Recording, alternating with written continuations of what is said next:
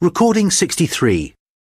You will hear a telephone conversation between two friends called Julie and Nick about cheap accommodation in the city of Darwin, Australia.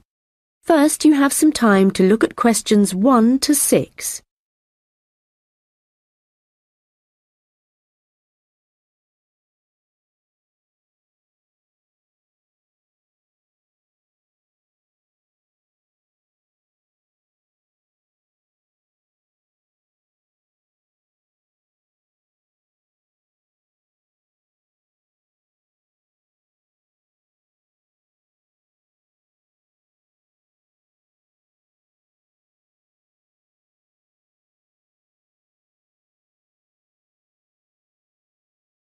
Hi Nick, it's Julie. Have you managed to find any information about accommodation in Darwin? Hi, I was just going to call you. I found some on the internet. There are quite a few hostels for backpackers there. The first possibility I found was a hostel called Top End Backpackers. Okay. It's pretty cheap. You can get a bed in a dormitory for $19 per person. Private rooms cost a bit more, but we'll be okay in dormitories, won't we? Sure. So, that hostel has parking, though that doesn't really matter to us, as we'll be using public transport. Yeah. Are there any reviews on the website from people who have been there? Well, yes. They aren't all that good, though. Some people said they didn't like the staff. They had an unfriendly attitude. That's quite unusual in a hostel. Usually all the staff are really welcoming. That's what I thought. People said they liked the pool and the fact that the rooms had air conditioning. But the problem with that was that it was very noisy, so they were kept awake. But it was too hot if they turned it off, so they had to put up with it. Someone told me there's another hostel called Gumtree something. Gumtree Lodge. It costs a bit more, $45 a person. What? Oh, no, that's for private rooms. It's $23.50 for the dorms. That's more like it. It looks to be in quite a good location. A bit out of town and quiet, but with good transport and quite near a beach. Has it got a pool? Yes, and its own gardens. The reviews for that one are mostly okay, except for one person who said they couldn't sleep because there were insects flying around in the dormitories. Not for me then. And I'd rather be somewhere central, really. Right. There's a place called Kangaroo Lodge. They've got dorms at $22, and it's downtown, near all the restaurants and clubs and everything. So that should suit you. And it doesn't close at night. So there's always someone on reception? That sounds good. The only criticism I saw was that the rooms were a bit messy and untidy, because people just left their clothes and stuff all over the beds and the floor. Don't hostels usually have lockers in the bedrooms, where you can leave your stuff? Yeah, they do usually, but apparently they don't here. Still, hostels are never particularly tidy places, so that doesn't bother me. And the same person said that the standard of cleanliness was pretty good, and especially the bathrooms. They were excellent as far as that went. Right. Yeah, I reckon Kangaroo Lodge sounds the best. Me too. Quite a lot of people reviewing it said it was really fun there. Like every night everyone staying there got together and ended up having a party. So it sounds like it's got a really good atmosphere. Okay, let's go for that one.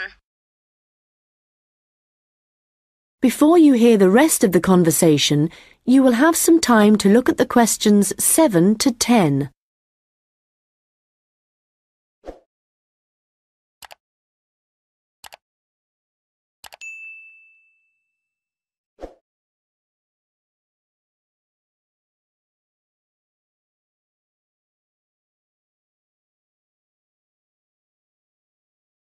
Now listen and answer questions 7 to 10. Did you get the address of Kangaroo Lodge? Yes, it's on Shadforth Lane. Can you spell that? Shadforth.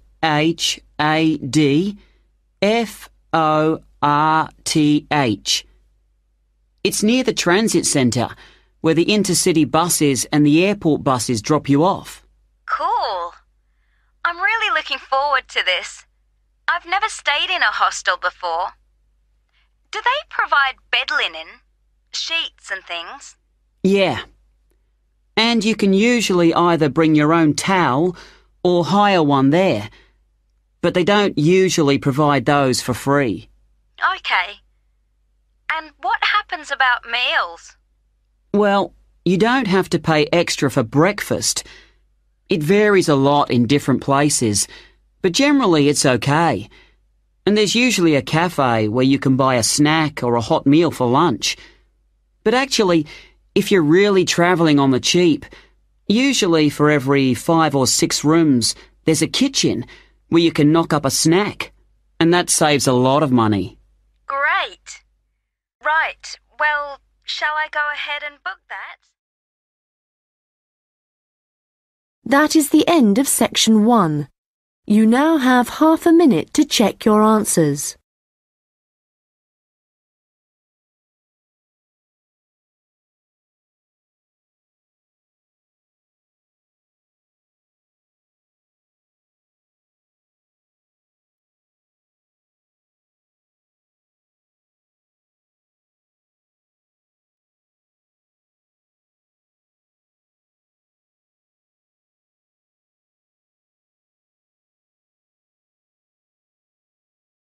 Now turn to section 2. Recording 64. You will hear a guide at an outdoor sculpture park talking to a group of visitors. First, you have some time to look at questions 11 to 16.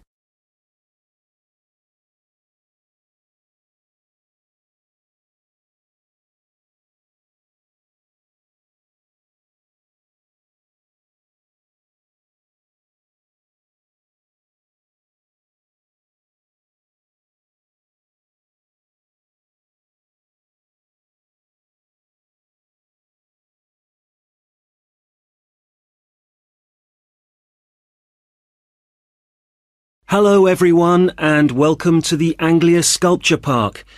Right, well, the idea behind the sculpture park is that it's a place where works of art, such as large sculptures and carvings, can be displayed out of doors in a natural setting.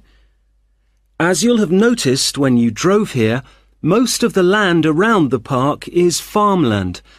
The park itself belonged to a family called the De Quinces, who had made a lot of money from manufacturing farm machinery and who also owned substantial stretches of forest land to the north of the park. They built a house in the centre of the park, not far from where we're standing now, but this burnt down in 1980 and the De Quinces then sold the land. The Anglia Sculpture Park isn't the only one in the country. Several of the London parks sometimes display contemporary sculptures, and there are a couple of other permanent sculpture parks in England. But we're unique in that some of our sculptures were actually created for the sites they occupy here, and we also show sculptures by a wider range of artists than anywhere else in the country. For example, at present we have an exhibition by Joe Tremaine of what he calls burnt sculptures.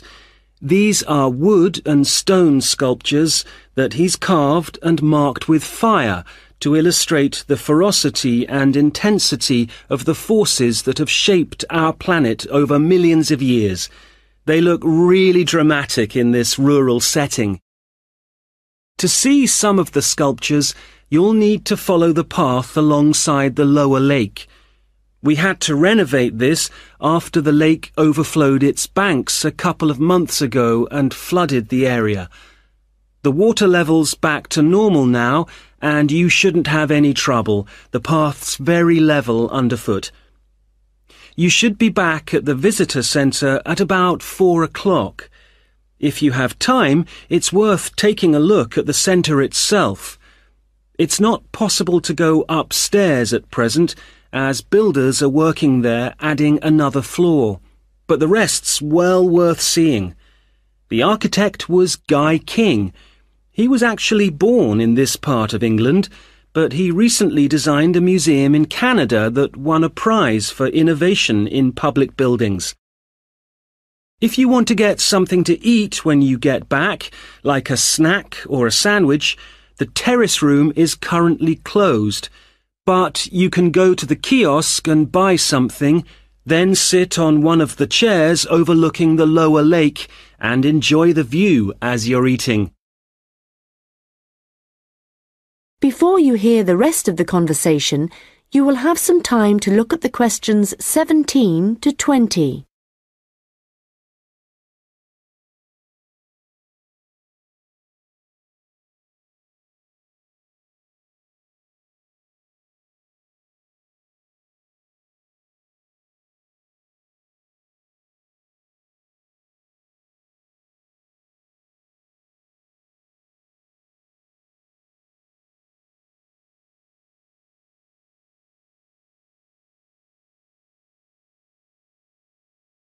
Now listen and answer questions 17 to 20. Now, let me just tell you a bit about what you can see in the sculpture park. If you look at your map, you'll see the visitor centre, where we are now, at the bottom, just by the entrance. Since we only have an hour, you might not be able to get right around the park, but you can choose to visit some of the highlights. You might like to take a look at the Joe Tremaine sculptures, which are displayed on this side of the upper lake, just behind the education centre and near the bridge. They're really impressive, but please remember not to let your children climb on them. One of our most popular exhibitions is the Giorgio Catalucci bird sculptures. They're just across the bridge on the north side of the lower lake. I love the way they're scattered around in the long grass beside the lake, looking as if they're just about to take to their wings. You could also go to the garden gallery. It's on this side of the upper lake. From the visitor centre, you go to the education centre, then keep on along the path and you'll see it on your right. There's an exhibition of animal carvings there which is well worth a look. We also have the Longhouse. That's quite a walk. From here, you go to the bridge and then turn left on the other side. Soon you'll see a winding pathway going up towards the northern boundary of the park. Go up there and you'll find it at the top. They have some abstract metal sculptures that are well worth seeing if you have time. OK, well, now, if you... That is the end of section 2. You now have half a minute to check your answers.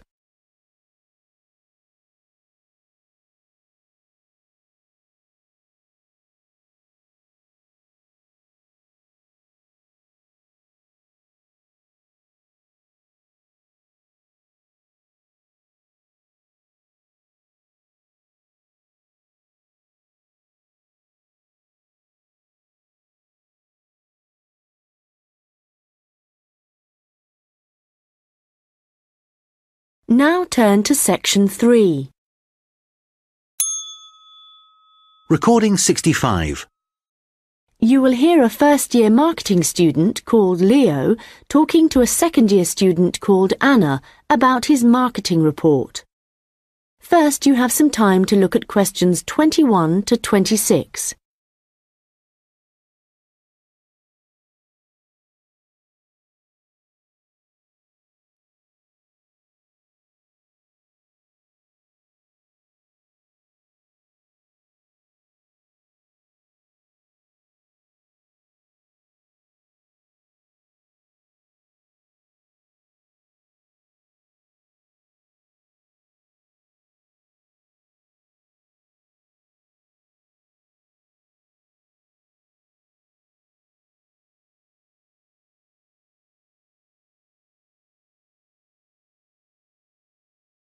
Anna, I wanted to ask you about my marketing report. I'm not sure about it. That's okay, Leo. So what do you have to do? Choose a product or service, then compare two organisations that produce it. I'm doing instant coffee. But haven't you got a weekend job in a clothing store? Why didn't you choose clothing? That was my first thought, because I thought it'd give me some practical examples.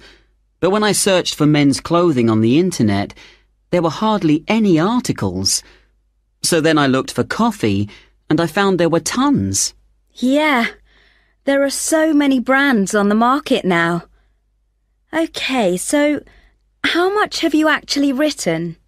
I've done part 1 on economic and technological factors. I found some good data on technological changes, how in Australia fewer people are buying instant coffee because of cheap coffee percolators that they can use to make real coffee at home. But there's also a movement away from drinking coffee. Switching to things like herbal teas instead, because they think it's healthier. But that's not really to do with technology. It's more cultural. Anyway, for part 2, I'm comparing two instant coffee companies, Coffee Now and Shaffer's, and I've made this table of products. Right. Let's see. So you've got the brand names and prices and selling size and descriptions. OK, the table looks good. You'll get marks for research there. Where will it go? In the section on the marketing mix, under product. Not in the appendix? No. OK, but it's too factual on its own. You need to add some comment in that section about the implications of the figures. Right. I'll do that. Now, I want to say that I think that Shaffer's is more of a follower than a leader in the coffee industry. Now, I'm putting that in the section on market share. Does that seem okay? Let's see. So, you've begun by explaining what market share is. That's important. But you've got to be careful how you give that opinion. Do you think it should go in another section? Well, it's fine where it is, but you've got to back it up with some data, or they'll say your report lacks weight. OK. One thing I'm worried about is finding anything original to say. Well, since this is your first marketing report, you're not expected to go out and do interviews and things to collect your own data. You're just using published data. So the analysis you do might not throw up anything that people didn't know before. But the focus is more on how you handle the data. I mean, you might take something like a graph of sales directly from a website, but what makes your work original is the perspective you provide by your interpretation of it. Oh. You know, it's all so different from business studies assignments at school. It's really surprised me. What? How much research you have to do? I expected that. It's more, I knew exactly what I had to do to get a good grade at school. And I knew I'd be expected to go more deeply into things here. But I haven't got information on how the lecturer is going to grade my work, what he's looking for.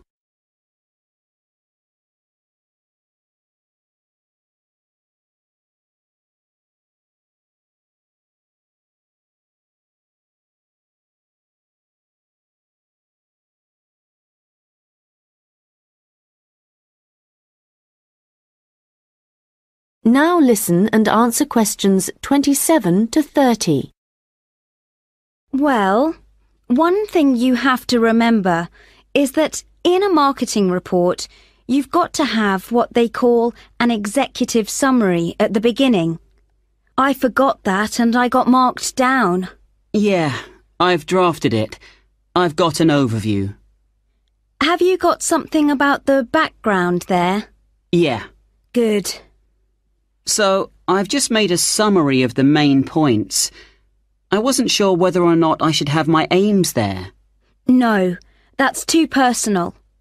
The executive summary is just like what a manager would read to get a general idea of your report if he was in a hurry. Right. Then I'm okay for the first main part, all of the macro environment stuff. But it's when I get onto the problems section. I've listed all the problems that Coffee Now and Shaffers are facing. But then what? Well, you have to prioritise. So indicate the main problems, and then you analyse each one by connecting it with a theory. That's where your reading comes in. Okay. Have you done your implementation section yet? I've thought about it. So that's where I write about what could be done about the problems. Yes. And it's got to be practical, so don't forget to specify things like who would be involved, and the cost, and the order that things would be done in. Right. Well, that shouldn't take long. You'd be surprised. Actually, that's the bit that tends to get badly done because people run out of time. That and the conclusion. Oh, any hints for that? Well, it's got to draw out the main points from your report. So it's got to be quite general. You need to avoid introducing new stuff here. It's got to sum up what you've said earlier. Okay. Thanks, Anna. That's been a big help. That is the end of section 3. You now have half a minute to check your answers.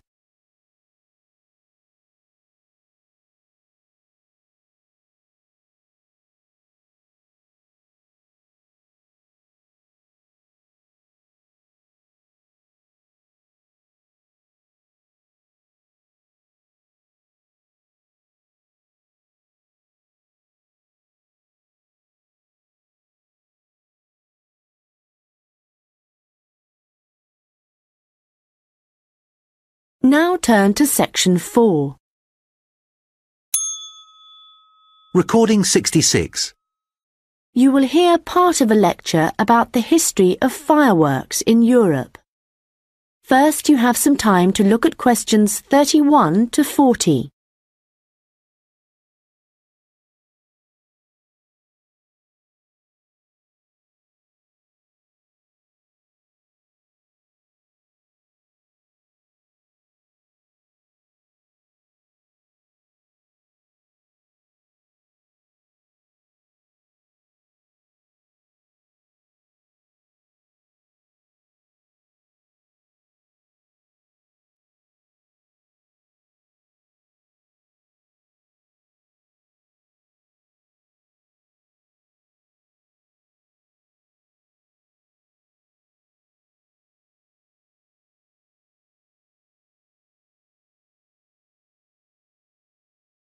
Now listen carefully and answer questions 31 to 40.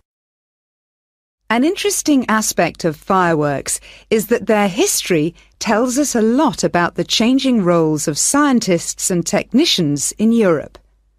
Fireworks were introduced from China in the 13th century. Up to the 16th century, they were generally used for military purposes, with rockets and fire tubes being thrown at the enemy. But they were also sometimes a feature of plays and festivals, where their chief purpose was related to religion. By the 17th century, the rulers of Europe had started using fireworks as a way of marking royal occasions. Technicians were employed to stage spectacular shows which displayed aspects of nature, with representations of the sun, snow and rain. These shows were designed for the enjoyment of the nobility and to impress ordinary people. But fireworks also aroused the interest of scientists, who started to think of new uses for them. After seeing one firework display where a model of a dragon was propelled along a rope by rockets, scientists thought that in a similar way humans might be able to achieve flight, a dream of many scientists at the time. Other scientists, such as the chemist Robert Boyle, noticed how in displays one firework might actually light another, and it occurred to him that fireworks might provide an effective way of demonstrating how stars were formed. Scientists at the time often depended on the royal courts for patronage, but there was considerable variation in the relationships between the courts and scientists in different countries. This was reflected in attitudes towards fireworks and the purposes for which they were used. In London, in the middle of the 17th century, there was general distrust of fireworks among scientists. However, later in the century, scientists and technicians started to look at the practical purposes for which fireworks might be employed, such as using rockets to help sailors establish their position at sea. It was a different story in Russia, where the St. Petersburg Academy of Science played a key role in creating fireworks displays for the court. Here, those in power regarded fireworks as being an important element in the education of the masses, and the displays often included a scientific message. Members of the Academy hoped that this might encourage the royal family to keep the Academy open at a time when many in the government were considering closing it. In Paris, the situation was different again. The Paris Academy of Sciences played no role in staging fireworks displays. Instead, the task fell to members of the Royal Academy of Painting and Sculpture. As in Russia, the work of the technicians who created the fireworks was given little attention. Instead, the fireworks and the spectacle they created were all designed to encourage the public to believe in the supreme authority of the king.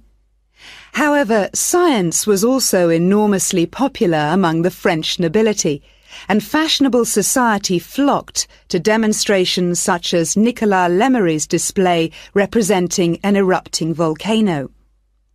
The purpose of scientists was basically to offer entertainment to fashionable society, and academicians delighted in amazing audiences with demonstrations of the universal laws of nature.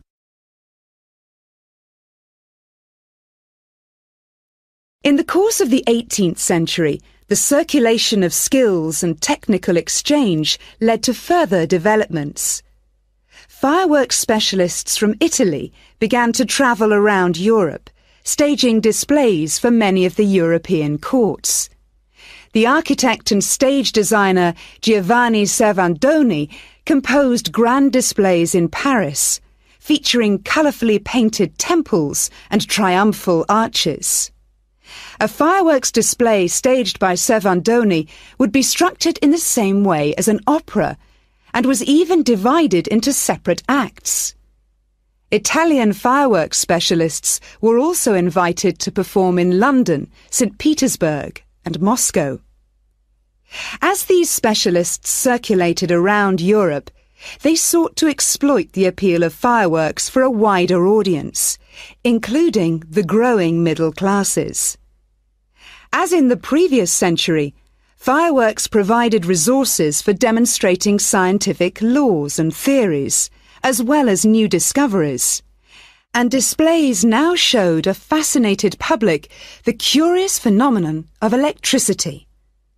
By the mid-18th century, fireworks were being sold for private consumption.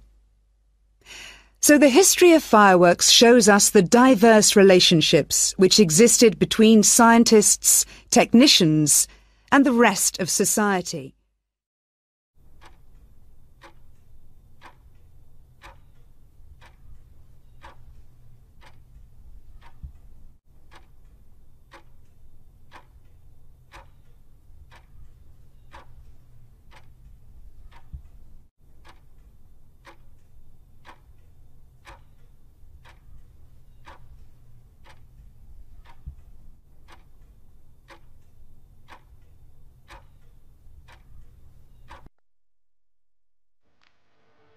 That is the end of the listening test.